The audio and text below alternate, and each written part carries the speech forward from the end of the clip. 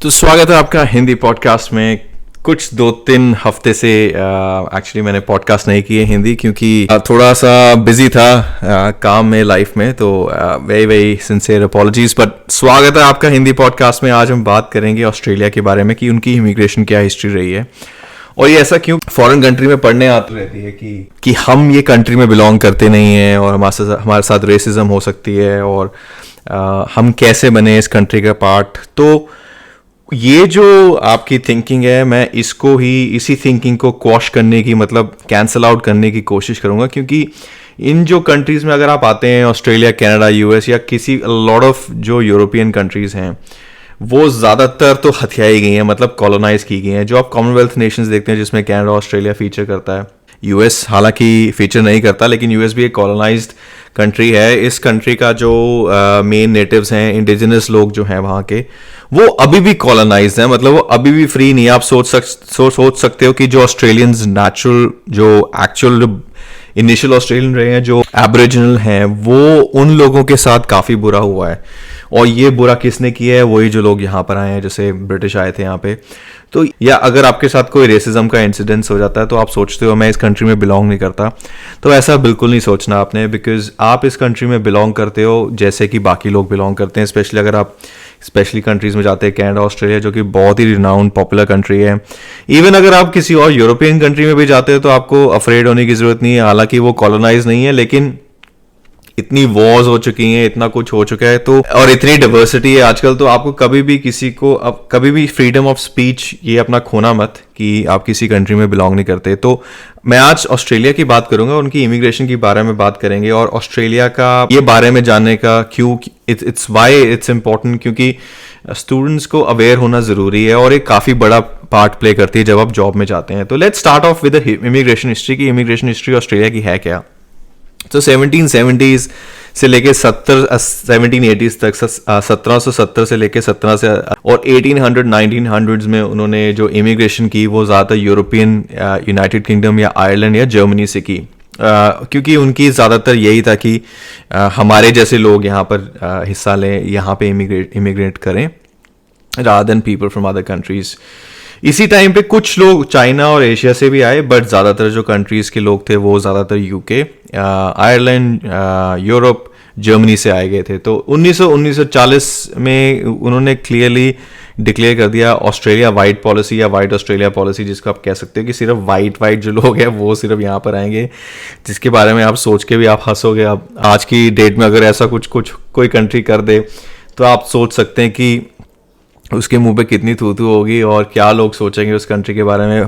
But ये हुआ है ऐसी ऑस्ट्रेलिया जैसी कंट्री में, जो इतनी ये 1940s में ताकि ये ऑस्ट्रेलिया वाइड पॉलिसी थी। तो 1970s 80s में लेकर 40s और 60s की बात करें तो थोड़ा सा उसमें से लिबरलाइजेशन हुई। उन्होंने इमिग्रेंट्स मंगाए सदर्न एशिया, सदर्न यूरोप से, रादर सदर्न और ईस्टर्न यूरोप से, जो कि थोड़े से ब्राउन स्किन के होते हैं, तो उनको उन्होंने चांस दिया आने का। तो वो आए, फिर 70s 80s में आए इमिग्रेंट्स हुई एशिया की, साउथ अमेरिका की और अफ्रीका की, जो ब्राउन और बेसिकली आपकी ब्लैक स्किन है, उनको यहाँ बुलाया गया या इमिग्रेशन के लिए कि ओपन पॉलिसी रखेगी कि आप लोग भी आ सकते हो। बट उससे पहले 1940s तक बिल्कुल वाइड पॉलिसी थी, which is crazy to even think about in this day and age in 2023. Looking back, it's not long ago, only 70, 80 years, 85, 83 years ago this happened. So बहुत पुरानी बात नहीं है। तो आप सोच सकते हो कि ह्यूमन थिंकिंग कैसे इवॉल्व हुई है और मे बी कितनी इवॉल्व हुई है, God knows, we don't know कि किसकी क्या रियलिटी है, किसका क्या perspective. But I think largely जो सोसाइटी है वो एक प्रोग्रेसिव सोसाइटी है, मोर इंक्लूसिव सोसाइटी की तरफ बढ़ रही है, which is a great thing. तो ये कहना आई थिंक ठीक नहीं होगा कि लोग अभी भी ये दिल में रखते हैं। मे भी कुछ लोग होंगे जो ये ऑड इंसिडेंट्स हो सकता है, but I think largely speaking अगर तो आप किसी लिटरेट कंट्री में और प्रोग्रेसिव कंट्री में, तो ये सब गलत चीज़ें नहीं होनी चाहिए। तो 20th सेंचुरी ऑनवर्ड्स में ऑस्ट्रेलिया ने रिफ्यूजीज या फिर जो इमिग्रेंट्स है और देशों के, उनको आई थिंक एक्सेप्ट करना शुरू करा। और अब तो ऑब्वियसली कितना डाइवर्स कंट्री है ऑस्ट्रेलिया, आपको सबको पता ही है। वो ये जानना जरूरी इसलिए है क्योंकि एक तो आपको कल्चर के बारे में पता लगेगा जिस कंट्री में आप जा रहे हैं। ये जानना स्टूडेंट्स को जरूरी है। अगर आप ऑस्ट्रेलिया आ रहे हैं कि तो ये आपको पता होना चाहिए कि उसकी हिस्ट्री क्या है। थोड़ी आपको कल्चरल अवेयरनेस होगी, थोड़ी आपको ये पता लगेगा कैसी कितनी मल्टी कल्चरल सोसाइटी है। और उसकी रिचनेस, एक कल्चर रिचनेस भी है, जो एग्जिस्टिंग कल्चर है जैसे उनके इंडिजिनस कल्चर है, जो यूरोपियन कल्चर है, उसकी रिचनेस आपको पता लगेगी। तो आपको ये सब जानकर एक अट्रैक्टिव प्लेस लगेगी। ऑस्ट्रेलिया एक बड़ी अच्छी कल्चरली डाइवर्स कंट्री है और रिच कंट्री है। यहाँ पे इंडियंस हैं, इंडिजिनस लोग हैं यहाँ पे, ऑस्ट्रेलियंस हैं, यूरोपियंस हैं, सदर्न यूरोपियन है, ईस्टर्न यूरोपियन है, नॉर्दर्न यूरोपियन है, western European and so fourth. तो सबका अपना अपना एक कल्चर है। तो उन सब कल्चरों का आपको एक मिश्रण आपको पता लगेगा क्या है। तो ये जानना एक अच्छा है। एक तो आपकी कल्चर अवेयरनेस बढ़ेगी, सब as a student culture awareness बढ़ेगी, क्योंकि आप काफ़ी अलग अलग कल्चरल बैकग्राउंड के लोगों के साथ आप असाइनमेंट्स करेंगे, बात करेंगे अपनी यूनिवर्सिटी में जब आप यहाँ पर आएंगे। वो पहले से ही, या आपको सुनना चाहिए, यूट्यूब पे वीडियो सुनो कि क्या क्या है, क्या ऑस्ट्रेलिया की कल्चर बैकग्राउंड है, अगर आप कनाडा में जा रहे हैं तो उसकी कल्चर बैकग्राउंड क्या है। तो ये पता होना बहुत ही अच्छी बात है। और इम्प्रूव्ड आपकी इंटरपर्सनल रिलेशनशिप होंगी जब आप कंट्री की इमिग्रेशन हिस्ट्री जानते हैं। तो आप लोग जो डिफरेंट डाइवर्स बैकग्राउंड्स के लोगों के साथ है, आप उनके साथ एक स्ट्रॉन्गर रिलेशनशिप बिल्ड कर सकते हैं।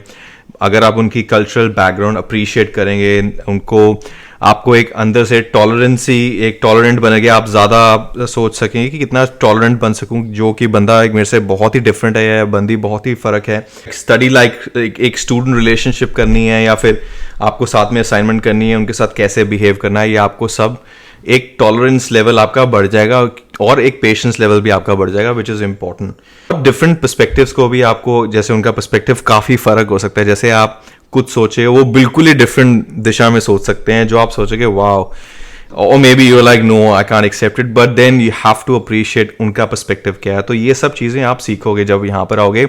और ये चीज़ें आप पहले ही अगर थोड़ी सी अवेयर हो तो आप ये जल्दी आसानी से सीख, और आपकी करियर अपॉर्चुनिटीज़ में भी आपका बढ़ावा, इजाफा होगा अगर आप ये कर सकें, क्योंकि ऑस्ट्रेलिया में इतना डाइवर्स और इंक्लूसिव कल्चर है।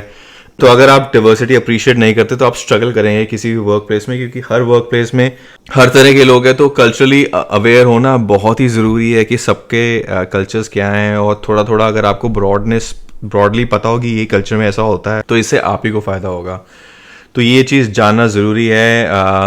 और आपके इंटरकल्चर स्किल भी इंप्रूव होंगे और आपके फ्यूचर करियर के लिए भी बेनिफिशियल होंगे। लेट्स से अगर आप किसी ईस्टर्न यूरोपियन से बात करते हैं और आपकी वो इंटरव्यू लेते हैं, अगर आपको उनके कल्चर के बारे में पता है, उनका बिहेवियर कैसा है और उनकी बॉडी लैंग्वेज कैसी होती है, वो कैसे बात करते हैं, तो आपके लिए बहुत ईजी होगा कनेक्ट करना इंटरव्यू में, या इवन आफ्टरवर्ड्स। अगर आपका बॉस ईस्टर्न यूरोपियन है, नॉर्दर्न यूरोपियन है, या फिर ब्रिटिशर है, और या फिर अगर आप लेट्स से इंग्लिश से बात कर रहे हैं, तो आप कॉमन थीम्स पकड़ सकते हैं क्रिकेट के बारे में या फिर कॉलोनियल हिस्ट्री के बारे में। तो वो एक जानना एक अच्छी चीज़ होती है, और उससे कॉमन ग्राउंड आप सेट कर सकते हैं, इससे आप एक कॉन्टैक्ट एस्टैब्लिश कर सकते हैं। चौथा होगा कि एनहांस लर्निंग एक्सपीरियंस होगा। आपका जो लर्निंग, जो आप पढ़ोगे या फिर अपनी यूनिवर्सिटी में, वो आपको एक अलग लेवल पे इंजॉयमेंट मिलेगी जब आप पढ़ाई करोगे एक ऐसी डाइवर्स कंट्री में जिसकी आपको इमिग्रेशन हिस्ट्री या कल्चरल हिस्ट्री मालूम है। लेट्स से आप किसी एक कंट्री में रह रहे हैं जहाँ पे सभी एक जैसे सोचते हैं, लेट्स से इंडिया में, और अगर आप सिर्फ नॉर्दर्न इंडिया में पले बड़े जैसे मैं हूँ, तो आपकी एक थिंकिंग का पैटर्न एक काइंड ऑफ सेट होता है, आपकी पड़ेगा ही पड़ेगा। अगर आपको अपने किसी करियर में आपको अगर तरक्की करनी है, तो ये चीज़ें, ये नुआंसेस पकड़ने, या छोटी छोटी चीज़ें, नुआंसेस मतलब छोटी छोटी जो ऑब्वियस नहीं है, बट एक कल्चरली इफेक्टिव अब्जॉर्प्शन कर पाओगे, मतलब उसको अच्छे से आप अपने अंदर ले पाओगे, और कम्युनिकेशन भी आपकी इम्प्रूव होगी। तो और एक ही बात है कि अगर आपकी कल्चरल जो रिचनेस है किसी और की अप्रिशिएट करना, तो उनको नेचुरली अच्छा लगता है। तो अगर आप अप्रिशिएट करोगे, और अगर आप जानोगे जैसे ऑस्ट्रेलिया का कुछ कल्चर है और आपको उसकी चीज़ अच्छी लग रही है, तो उसको अप्रिशिएशन उसकी जो आएगी, वो आपको बहुत अच्छा लगेगा कि जिस कंट्री में रह रहा हूँ उसका एक सर्टन कल्चर है, सर्टन नॉर्म्स हैं, उसको फॉलो करना आपको भी मज़ा आएगा। तो ये जानना, इससे आपका जो लाइफ एक्सपीरियंस है और आपकी इंटरपर्सनल रिलेशनशिप है और आपके फ्यूचर में जो करियर प्रॉस्पेक्ट्स हैं वो इम्प्रूव होंगे। तो ये मैंने थोड़ी इमिग्रेशन हिस्ट्री बताई 1770 से लेके 20th सेंचुरी एंड प्लस तक में। आई थिंक ज़रूरी देख सकते हैं ऑस्ट्रेलिया, और इससे आपको सिर्फ फ़ायदा ही फ़ायदा होगा। और आप एकदम ये नहीं सोचेंगे कि मैं एकदम अलग देश में हूँ और मैं क्या करूँ एंड सो फोर्थ। तो ये एक बहुत ही अच्छी चीज़ है कि आपके पास ये सर्च टॉपिक्स हैं जिससे आपको अपने लाइफ में तरक्की मिलेगी। तो आज के लिए बस इतना ही। ये पॉडकास्ट इंग्लिश में भी है, अगर आपको इंग्लिश में सुनना है तो बिलबीज इंजीनियर्स करके हमारा यूट्यूब चैनल है, इंग्लिश में सेम चीज़ को हमने डिस्कस की है इंग्लिश में। ज़्यादातर चीज़ें सेम है. But thank you for watching. बहुत बहुत आपका thank you for watching it. और आज के लिए इतना ही. मिलते हैं जल्दी. Thank you. Bye bye.